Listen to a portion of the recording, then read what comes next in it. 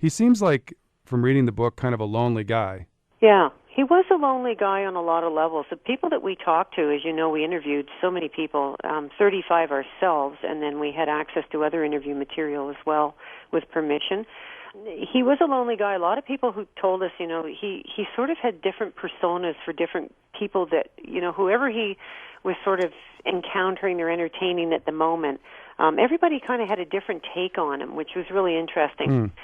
I would say at the end of the day, he was just an extremely private person. I mean, his off-screen personality was a guy who loved fishing, he loved building, he was very artistic, he wrote poetry, he, as I said, he did woodworking, he sculpted. He was into a lot of, I would say, the arts, which is kind of, I guess, an extension of what he did on screen, if you want to consider it to be artistic, and a lot of people do. Well, a lot of people, though, as we speak here on the Playboy Advisor Show about John Holmes, A Life Measured in Inches by Jill Nelson and Jennifer Sugar. We're speaking with Jill Nelson, the co-author of the book. All these interviews you did, people seemed to like him, though. There wasn't many people who had a bad word to say. He just was a drug addict and unreliable.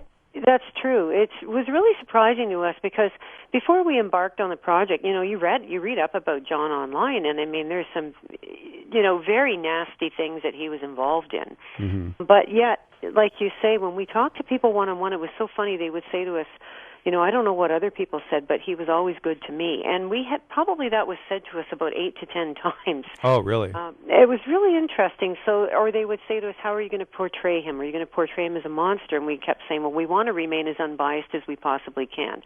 And that pleased a lot of people. His godson and his godchildren, they just adored him.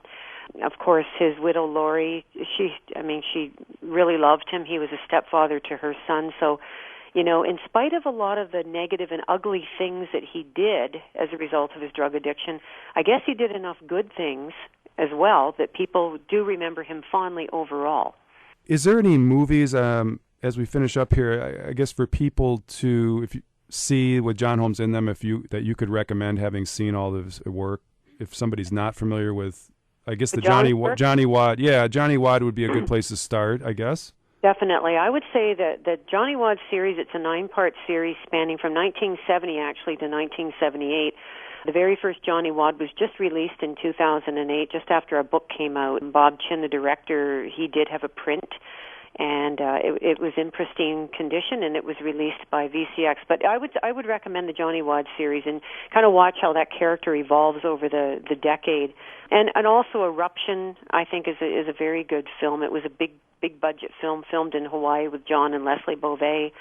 Pizza Girls, California Gigolo. There's a lot of very entertaining and fun John Holmes films. So. Yeah, we had Candida Royale on as a guest. Yeah, she's so great. Yeah, the Pizza Girls is a good fun film.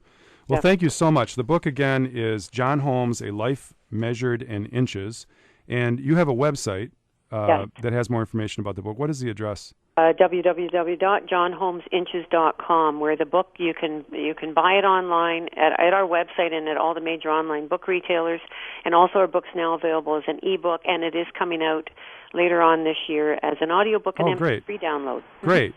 Well, yeah, it's a very fascinating book. Has a lot of different voices in it. And Jill, thank you so much. I appreciate you being on the show. Thank you very much, Chip. I appreciate you having me. This is the Playboy Advisor Show on Playboy Radio, Sirius XM 99.